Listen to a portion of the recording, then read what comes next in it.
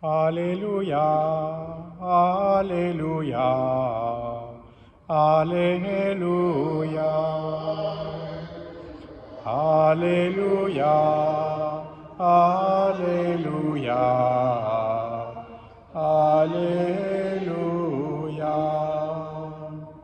Vous avez reçu un esprit qui fait de vous des fils. C'est en lui que nous crions, Abba Père. Alléluia, Alléluia, Alléluia. Le Seigneur soit avec vous. Évangile de Jésus-Christ selon saint Matthieu. À toi, Seigneur. En ce temps-là, Jésus disait à ses disciples, « Lorsque vous priez, ne rabâchez pas comme les païens.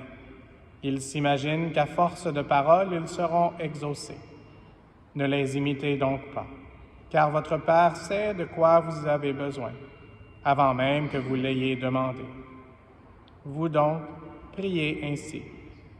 Notre Père qui es aux cieux, que ton nom soit sanctifié, que ton règne vienne, que ta volonté soit faite, sur la terre comme au ciel. Donne-nous aujourd'hui notre pain de ce jour. Remets-nous nos dettes, comme nous-mêmes nous remettons leurs dettes à nos débiteurs. Et ne nous laisse pas entrer en tentation, mais délivre-nous du mal. Car si vous pardonnez aux hommes leurs fautes, votre Père céleste vous pardonnera aussi. Mais si vous ne pardonnez pas aux hommes, votre Père non plus ne pardonnera pas vos fautes. Acclamons la parole de Dieu.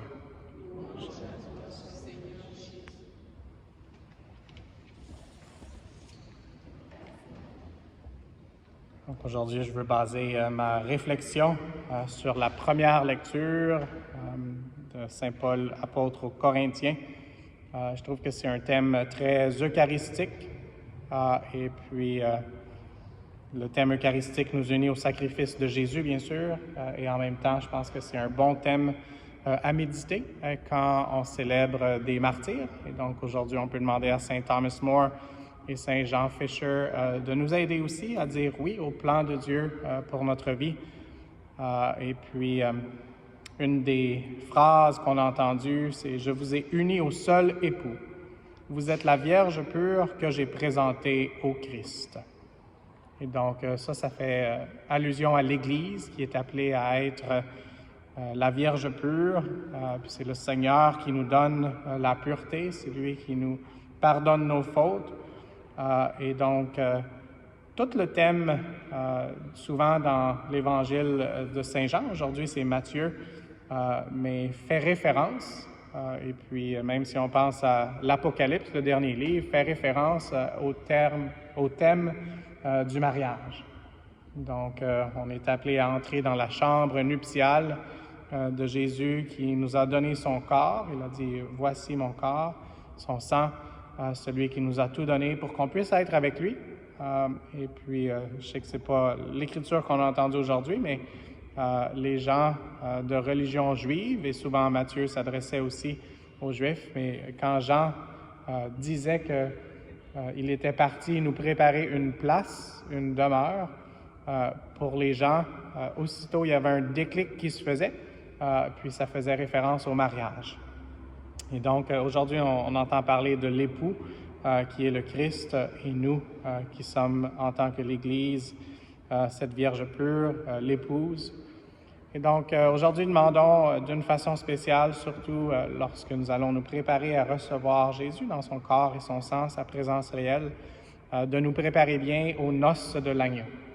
Il y a quelques temps maintenant, il y a eu un changement dans la traduction du missel romain en français, et donc on dit « Nous sommes invités aux noces de l'agneau ».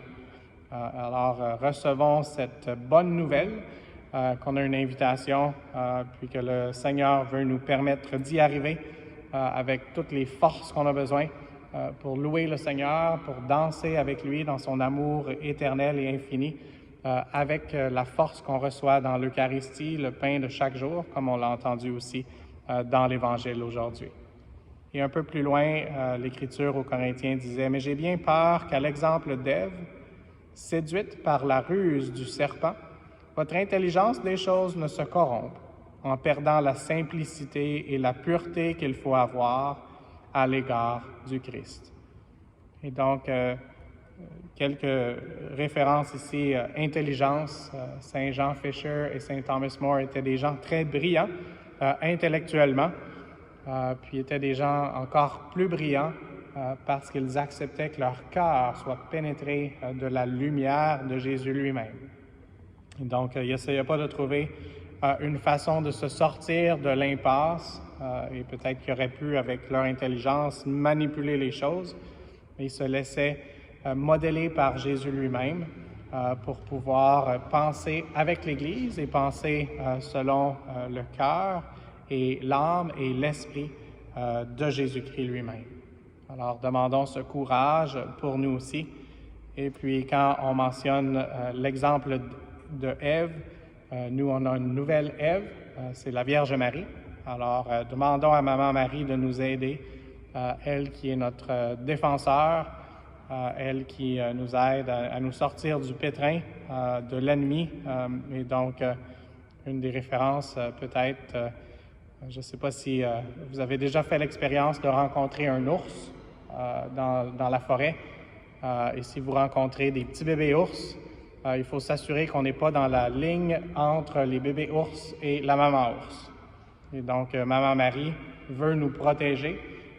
Elle est, on a entendu la parole jaloux aujourd'hui, elle est jalouse de notre relation avec le Christ, notre Dieu, son Fils. Et donc, mettons-nous à son écoute, elle qui nous dit « Faites tout ce qu'il vous dira ». Et donc, c'est quelque chose qui va nous protéger de tomber dans les pièges de l'ennemi. Et puis, c'est elle qui veut nous embrasser. En anglais, il y a plus cette expression-là, mais qui veut nous embrasser avec une embrassade comme un ours, bear hug. Donc, elle veut nous donner ce sentiment vraiment d'appartenir au Christ en tant que membre de l'Église et d'appartenir à Jésus-Christ qui a vaincu la mort et le péché. Amen.